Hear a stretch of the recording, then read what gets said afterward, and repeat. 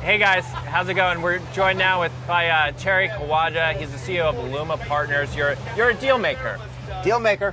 Digital deal maker. Exactly. John was talking about this yesterday, how this conference is as much a deal making conference now as an ad conference, networking event. So tell us, who are the attractive deals? What are the attractive deals? What are people focusing on? What are the trends?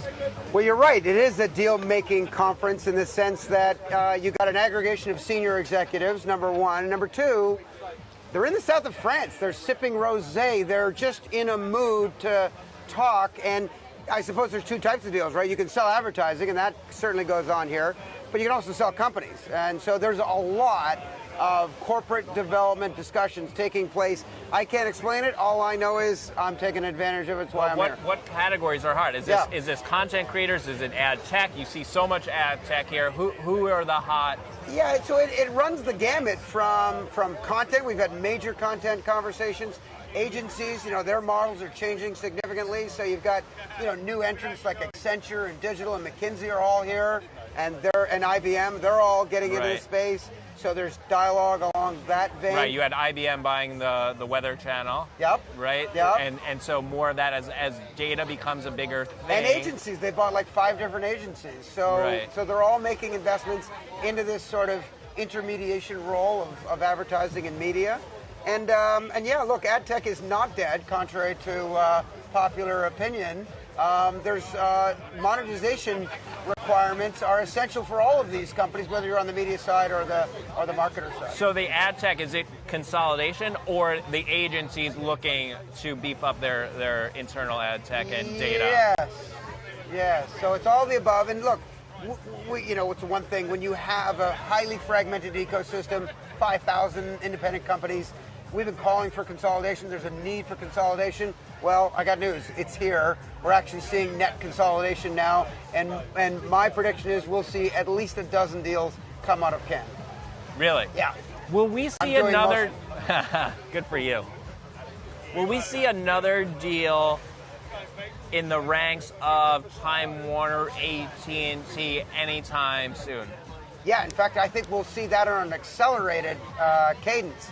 And that's because large companies, tend to be lemmings, right? They're always watching their competitors, seeing what they're up to. Comcast made the first move in the whole media verticalization, that is to say the combination of distribution and content back in 2012 when they bought NBC.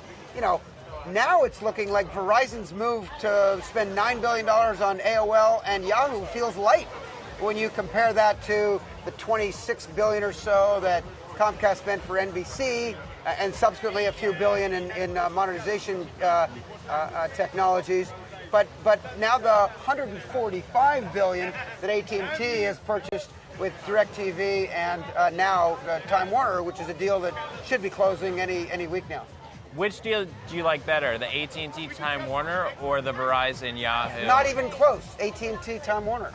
I mean, look, content is good. You have good content, no matter what distribution channel or whatever monetization sort of choice will take place, you're going to get the benefit of that. So if you sat down and said, look, I got world-class distribution and mobile assets, by the way, like Verizon has as well, and you want the world's best sort of compilation of content, make the same decision that Warner Brothers did in 1990 and AOL did in the year 2000.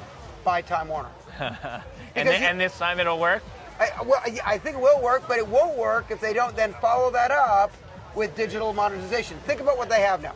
They have linear content creation to beat the band, best in the world. Right. They've got linear distribution with DirecTV, with Uverse, and with their mobile network to beat the band, about as big as it gets.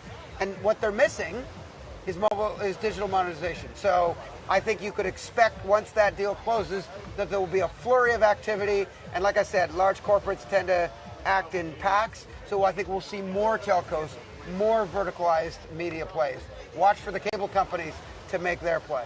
Okay, so we're going to end with one last question, one last game. Propose a deal.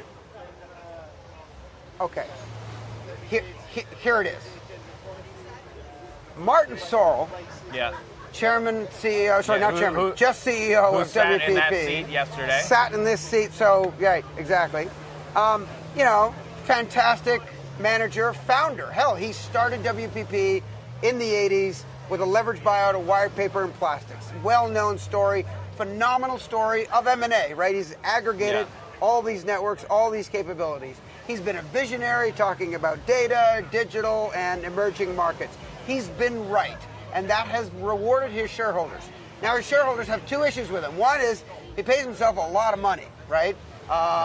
He'll argue it's warranted, right. and as far as I can tell, CEOs do. a lot of CEOs do. He, I think,